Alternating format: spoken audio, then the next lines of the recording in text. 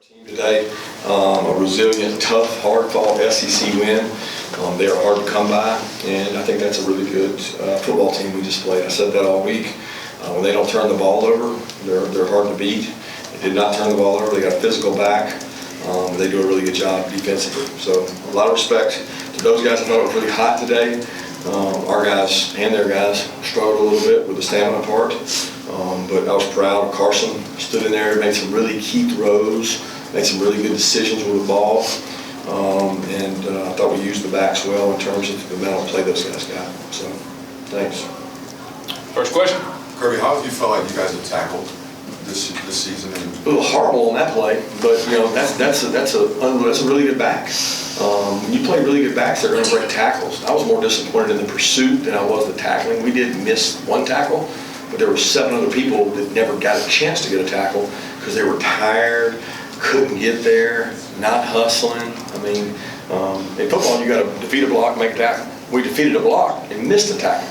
So everybody makes a lot of big deal about the tackling. And I went home from practice. I guess it was Wednesday or Thursday, and I was like, man, our tackling was bad. We didn't tackle good at Thursday practice. And I got home and I watched the Falcons and somebody, and I was like, man, the tackling is awful all over. I'm not saying the Falcons are in the NFL. It's just bad tackling, and we have bad tackling. So it's indicative of the culture of football, that people don't tackle, people don't hit, people don't practice like they used to, including us. You guys got Trevor. Had a huge game today. Talk to us just about what you saw from him on the field, including those 2 touchdowns. Yeah, it was more than the touchdowns. Obviously, touchdowns are great, but that's not what it's about. It's about the hard yards. It's about the 3rd and 10 catch that he gets and makes it 4th and 1. It's about the 4th and 1 play that he gets it and makes 1. He's earned really hard yards. He is a great leader. He is a great kid. He's an explosive player.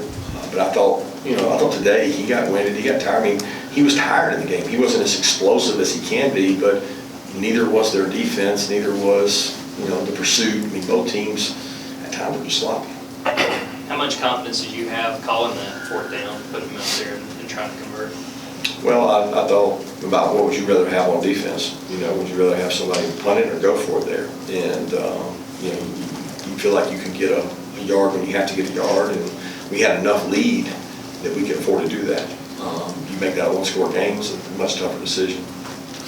Kirby, what was your reaction on that Dominic Lovett touchdown? It looked like Bell was also trying to grab it at the same time. Yeah, I'm not sure. I actually had a bad view. I couldn't tell. I thought it was going at Dylan, but Carson said he was throwing it to Dom, and he was waiting on him to run the return route, and he was coming back on the return. It just took him a while to come out of it. How do you evaluate how Drew did today, and how cool of a moment for Mike to have his son start an SEC game?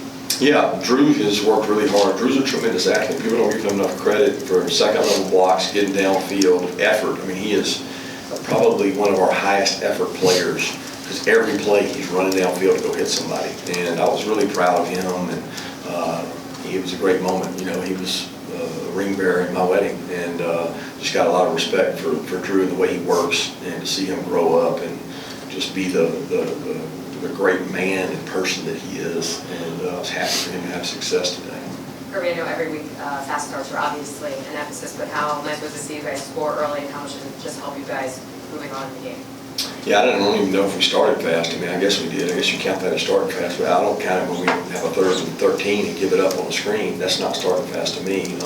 We have to get off the field, get the field position battle, flip the field, and take it over, especially at home. I didn't think we did that, but it certainly was not. Certainly wasn't last week. How'd you feel about the execution of exactly that right before the 2-minute right there before the half? Well, that was great. That was the momentum swing of the game, the decision to punt that and not go for it, or not kick the field goal, which was a tough decision for me. With 56-yarder, questionable range, they're going to get the ball and go right here and have momentum. If we don't make that field goal and they get momentum, you're questioning that decision. I had a lot of confidence that he could make it, but not enough that I couldn't say we're going to pin them inside the 5 or 10. If we kick it in the end zone there, we basically give up 16. We get 16 yards in field position, and those are hard decisions. So credit goes to Aaron and Dom and Brett Horsham. Credit goes to the defense for stopping them, and then Carson and those guys capitalized. We won situational football, which was the 2 minutes before the half. Kirby, Nick Saban said he texted you after the Alabama game to remind you the good teams that you guys had at Bama that had one loss and still had very good seasons. What did you make of that, and how do you think your team responded to coming back from that loss today? I love Nick. I reached out to him after our game. I initiated the contact and told him, I said, the sun's still going to come up tomorrow, because that was the saying he always had before the game to make you realize that, it's so big to us coaches, but it's a game. It's a game of football. The sun's going to come up. And I told him Sunday morning, I said, the sun's still coming up. He said, you got a great team. They play really hard, and they should be proud of the way they played, and keep getting them better. I appreciate those comments. And you say it's always hard to win the SEC. Vandy just beat Alabama. What's your reaction to that? I think Vandy's got a great program and does a great job. It's a lot of other people that don't respect Vandy. I respect Clark Lee. I respect his team, his quarterback, what they've done. They beat Virginia Tech. Somebody told me that 6 of 8 games were decided by one score or less in our league. Nothing shocks me about our league.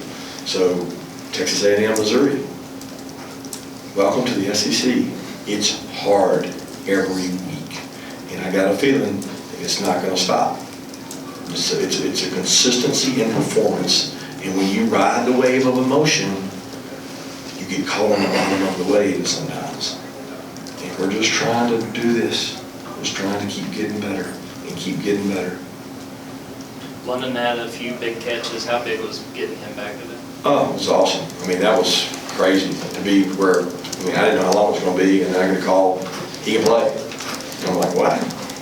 We thought it was going to be a couple weeks, and then he didn't even practice, I guess. I don't know what day it was, Monday, Tuesday, I forget what day he even got cleared, but he just goes out there, gets back to working. He's so solid, he's so reliable, and jumped right back in and did a good job. No Small went in today. What's an update on his status and inside linebackers too, with Small obviously not out there? Yep, Smile's injured. I thought the guy stepped up and did a great job. Jaylen Walker had to play more of an inside linebacker role, which is what we anticipated going into the year. CJ's banged up. Raylan's pushing hard. We got to get other guys ready. Terrell, Chris Cole, Justin Williams, they all got to step up and play. We saw a little bit of Chris. Just what have you seen from him through his freshman year? He's a freshman, and we played with 2 last year. And it's tough. He has to play every down with a freshman, but he is a sponge. He has gotten so much better since he arrived. He has high upside. He's extremely long. He's extremely fast. He's a freshman. So, you have to temper your expectations with a freshman because they haven't done it before. But he has proven to be a good special teams player, and he continues to get better. After Auburn got to 14-10, you have the I think 12-play 70-odd-yard drive, put it to 2 possessions again. How critical was that juncture? Huge. We didn't have a good drive coming out, which is frustrating. It's like, okay, let's come out. We got the ball first. Let's go. And I think we were either 3 and out or something like that. It was quick. And then they score. And here we go. We're going to be in a battle. But that's what those games are. And I thought our offense responded. That was closer to the offense that we had last year, where it was like, when we get punched on defense, they respond. They had more third down conversions. They had, throws and catches. They were more efficient in the run game and could have even been more efficient in the run game. But that was what we need. Coach, if you had to grade your team overall performance, like A, B, C, D, or whatever, what grade would you give them and why? Yeah, I'm not a grader. I'm not going to do it until I watch the tape. I'm sorry, I can't fall into that trap. I want to watch the tape and evaluate it before I give a grade. Kirby, how close was Jared to being able to go, and Christian Miller out after a knee injury there in the 4th quarter? Yeah, I don't know Christian. I thought he was fine. He had ice on his knee, and he played a lot in the game. So I thought at the point that he was not in, we were already playing other people. So we'll see. Jared was not able to go. He's been dealing with a foot injury since last week, but he felt like he could go in and play.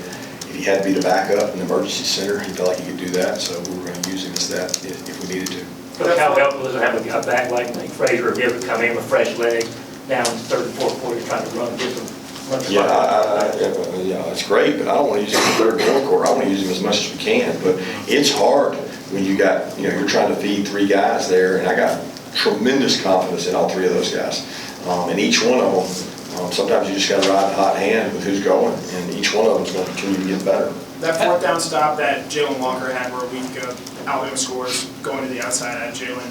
What does that show about him and this defense in a similar situation there? It wasn't Jalen Milrow, you know what I mean? Like, I would love to, and I don't mean that any slight to Peyton Thorne, and I don't know that it was the same play. I'm not saying that. It looked like they tried to run the same play, and Jalen was a little more under control, and he did what he was supposed to do last week, and he did what he was supposed to do today, but the guy last week outran the whole defense. How do you feel like you guys are running the ball and knowing that you have 2 offensive line starters that you're missing? Well, I think we could run it better, and I don't like using excuses. There's probably a lot of teams. I think Auburn's missing 1. I don't know what the stat is in the SEC for guys missing offensive line starters, but most teams we played have had maybe 1 out. We had 2 out, and we're not like we used to be. Nobody is that I know of has 9, 10 great offensive linemen. So like we're thin, and it's going to become a recurring theme, in my opinion, across college football. You're thinner and thinner and thinner, and you got to be smart, maybe in how you practice. But I'm proud of the guys we have, and they're doing a great job. And we are running the ball decent, but we can run the ball better. I mean, we can run the ball better than we did today. I know it. Kirby, was there anything in practice this week that you saw from Carson, especially after he came off, not so great game against Alabama, that gave you confidence he was going to have a better performance against Auburn? Was there anything he was doing specifically? No, I mean, he has a routine he does. He trusts that routine, and I don't disagree, but I also think he did play really well against Alabama at times, and he got a lot of confidence in that game. So it was not, you're looking at the whole picture of the game, but there were a lot of good things he did, and he did a lot of good things today, and nobody really understands what Carson does in our offense, and you can't appreciate it unless you know it. So I understand the scrutiny that he's under, just like me. He's the quarterback and I'm the head coach. We're going to be under immense scrutiny. But Carson Beck is a tough winner, competitor, and leader, and I'll go to war with the guy anytime. You talk about not wanting to run away emotionally each and every week. How proud are you just in the way that they were able to respond from that crazy one last week? Yeah, it's tough. I'm going to be honest, because all people talked about all week was what? That. Right? I mean, that's all people talked about all week. I mean, it was all over every Twitter feed, all over every social media, everything. And I told y'all before we played them, I said, when we win or lose this game, there is a tough physical game after it. And there is. And guess what there is next week? Another one. Humility is a week away in our league at all times. And that's the consistency I want to have. We're not going to win all our games all the time. That's not going to happen.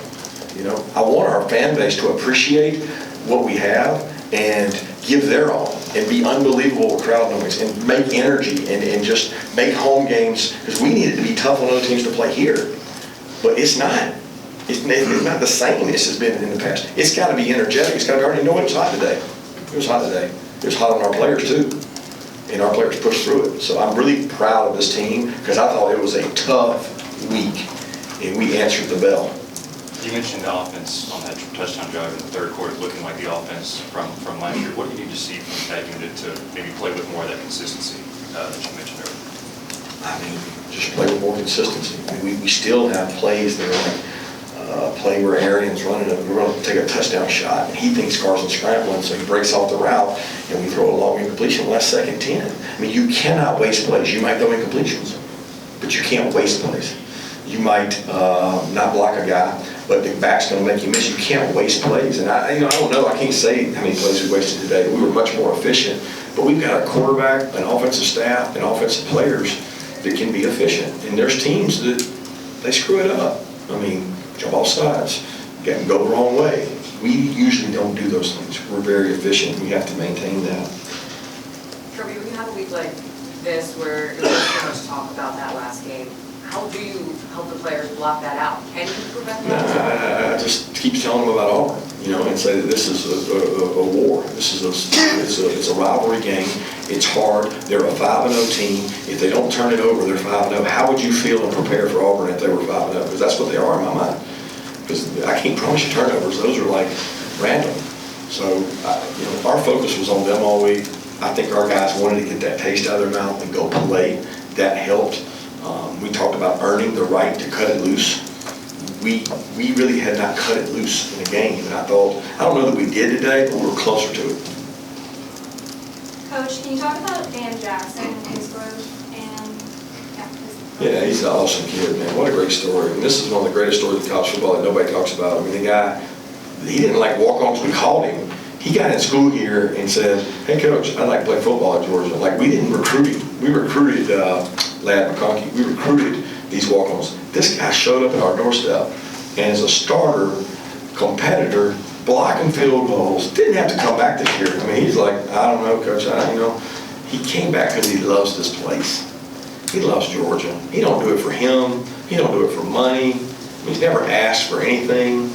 I mean, he loves the place. I mean, there's somebody out there, it's a fan, and they say, well, you can do NIL. Somebody ought to say, Dan Jackson, I'm going to take care of you the rest of your life because I promise you, he'll be the best employee, the best worker, the best. I mean, that's after his football career. Because I really believe the guy's got a chance to play in the National Football League because he's fast, he's tough, and he's smart.